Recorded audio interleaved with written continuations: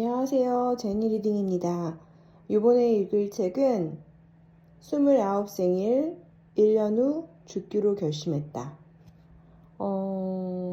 작가는요, 하야마 아마리입니다. 제1회 일본 감동대상 수상작이라고 하네요. 당신만을 위한 특별한 29의 이야기. 나의 모든 것을 걸고 최후의 도박을 시작했다. 과연 무슨 내용일지 궁금하죠? 저도 제목만 보고 제목이 좀 특이해서 한번 읽어보겠다고 한번 구매를 해봤어요. 자, 그럼 같이 한번 볼까요? 세례를 한번 보겠습니다. 조용한 절망 속에 29은 온다. 하고 싶은 게 없다는 죄. 세상은 널 돌봐줄 의미가 없다. 인생의 정점을 향한 죽음의 카운트다운. 기적을 바란다면 발가락부터 움직여보자. 가진 게 없다고 할 수 있는 것까지 없는 건 아니다.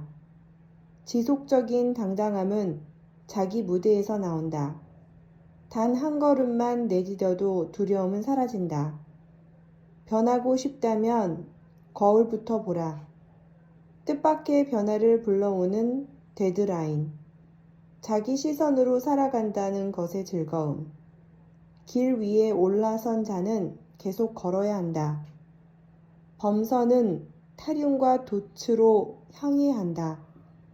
나를 망설이게 하는 것들 너머에 내가 찾는 것이 있다. 꿈을 가로막는 것은 시련이 아니라 안정이다. 극한까지 밀어붙이다. 노련한 레이서는 가속 페달보다 브레이크를 더 잘 쓴다. Time to say goodbye.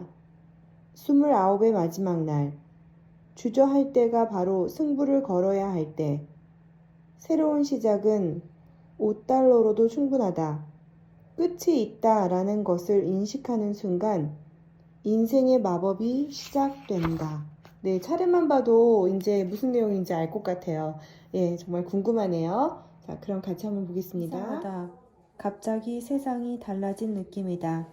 겉으로는 평소와 다를 게 하나도 없었지만 거리의 자동차와 건물들, 오가는 행인들, 그리고 가로수와 하늘 모두가 좀 더 선명하게 보였다. 늘 나하고는 아무런 상관이 없이 저만치 거리를 두고 있던 세상이 어딘가 구체적인 윤곽을 드러내며 내게 다가오는 느낌이랄까? 정말이지 인생의 구석구석에서 언제 어떤 일이 일어날지는 아무도 모른다. 아무리 무모하더라도 일단 작정을 하고 나면 무슨 일이든 생길 수 있다. 정말 신기한 것은 내가 움직였다는 것이다. 원래의 나라면 좁은 방바닥에 드러누워 꼼짝도 하지 않았을 것이다.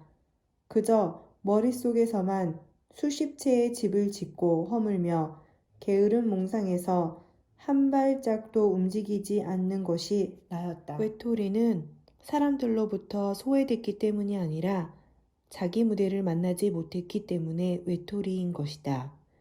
라스베거스에 가겠다는 집념은 변함없지만 솔직히 그들이 너무 부럽다. 사람들은 긴 학창 시절 동안 참 많은 것을 배운다. 수없이 시험을 치르고 성적을 올리고 많은 공부를 한다.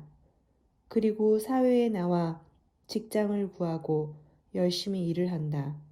하지만 그 모든 과정도 대부분 인생의 수단을 갖기 위한 것에 불과하다. 그 다음은 가르쳐 주지 않고 또 그럴 수도 없다. 그것은 자기 안에서 찾아야 하기 때문이다. 나는 그것을 찾지 못했다. 만일 텔레비전 화면에서 라스베거스를 만나지 못했더라면 그나마 지금 같은 시간도 갖지 못했을 것이다. 절박함.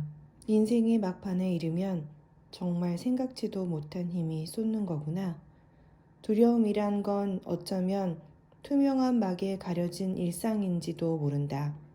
그 투명막을 뚫고 들어가기 전까지는 미치도록 무섭지만 정작 그 안으로 들어가면 여전히 아무렇지도 않은 또 하나의 평범한 세계가 펼쳐져 있기 때문이다.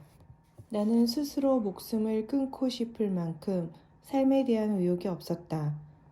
그러다 라스베가스라는 시한부 목표가 생겼고 오로지 그 목표만을 향해 전력 질주하고 있다. 그렇게 6개월이 지나는 동안 조금씩 변화가 생겼다. 모두가 스스로 정해버린 시한부 목표가 있었기에 가능한 것들이었다. 내가 알고 있는 나는 하나뿐이지만 남들이 보는 나는 천차만별이었다. 사실 그림 속의 나는 나이면서 또한 내가 아니었다. 내가 느끼는 나와 남이 느끼는 내가 같지 않기 때문이다. 나는 늘 내가 알고 있는 느낌과 나의 기준대로 이해받길 원했다. 그러다 보니 자연히 왜 아무도 날 이해해주지 않을까? 하고 의기소침해질 때가 많았다. 하지만 그들의 작품을 보면서 생각과 느낌은 10인 10색, 사람의 숫자만큼 다르다는 것을 알았다. 그러니 나와 똑같은 느낌을 요구하거나 이해해달라는 것은 무리이고 어릿광이며 오만일지도 모른다. 사람은 진정한 의미에서 타인을 완전히 이해할 수 없다. 다만 나에 대한 남들의 느낌을 긍정적으로 혹은 부정적으로 바꿀 수 있을 뿐이다. 출세니 성공이니 하는 것보다 중요한 것은 자기만의 잣대를 갖는 거라고 생각해. 나는 사람들한테는 가르쳐주고 싶은 욕구가 있다는 사실을 알았고 그래서 무지가 의외로 유리하게 작용한다는 것을 어렴풋이 깨달았다. 삶의 목적을 알고 있는 미나코는 방향을 잃지는 않았지만 자신의 발걸음이 너무 더디다고 했다. 반대로 나는 눈앞의 목표는 너무도 선명하지만 삶의 목적을 모르기 때문에 라스베가스 이후의 시간을 상상할 수 없다. 아무래도 인생이란 바다는 목적이나 목표 하나만으로는 불완전한 항해를 할 수밖에 없는 모양이다. 신대륙을 찾아가는 범선은 타륜으로서 방향을 잡지만 돛과 노가 없으면 움직일 수 없다. 결국 미나코와 나는 각각 하나씩만 가지고 있는 셈이다. 인생은 더럽게 길어. 꽤 살았구나 해도 아직 한참 남는 게 인생이야. 이 일 저 일 다 해보고 남편 자식 다 떠나보낸 뒤에도 계속 살아가야 할 만큼 길지. 100m 경주인 줄 알고 전력 질주하다 보면 큰 코 다쳐. 아직 달려야 할 거리가 무지무지하게 많이 남았는데 시작부터 힘 다 쏟으면 어쩔 거야? 내가 너희들한테 딱 한마디만 해줄게. 60 넘어서도 자기를 즐겁게 해줄 수 있는 게 뭔지 잘 찾아봐. 그걸 지금부터 슬슬 준비하란 말이야. 내가 왜 이 나이 먹고서도 매일 술을 마시는지 알아? 빈잔이 너무 허전해서 그래. 빈잔에 술 말고 다른 재미를 담을 수 있다면 왜 구태여 이 쓴 걸 마시겠어? 맘, 그런 재미를 어디서 어떻게 찾아야 할지 알 수만 있다면 얼마나 좋겠어요? 닥치는 대로 부딪혀봐. 무서워서 안 해본 일이라서 망설이게 되는 그런 일일수록 내가 찾는 것일 수도 있으니까. 사실 처음엔 그런 꿈으로 일본에 왔어. 하지만 지금 하고 있는 일만으로도 인도에 있을 때보다 훨씬 보수를 많이 받거든. 그러다 보니 자꾸 나 스스로 계획을 미루게 되더란 말이지. 미나코, 아마리, 너희들을 만나고 나서야 아차 싶었어. 고향에 있을 때 나한테 요리를 가르쳐 주신 선생님이 이런 말을 한 적이 있어. 적의 행군을 막으려면 술과 고기를 베풀어라.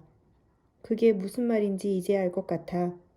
평생의 꿈을 가로막는 건 시련이 아니라 안정인 것 같아. 현재의 안정적인 생활을 추구하다 보면 결국 그저 그런 삶으로 끝나겠지? 그래서 오늘 이 만찬을 계기로 다시 나의 오랜 계획을 실행에 옮기기로 했어. 저들 눈에도 내가 자신들과 같은 부류처럼 보일까?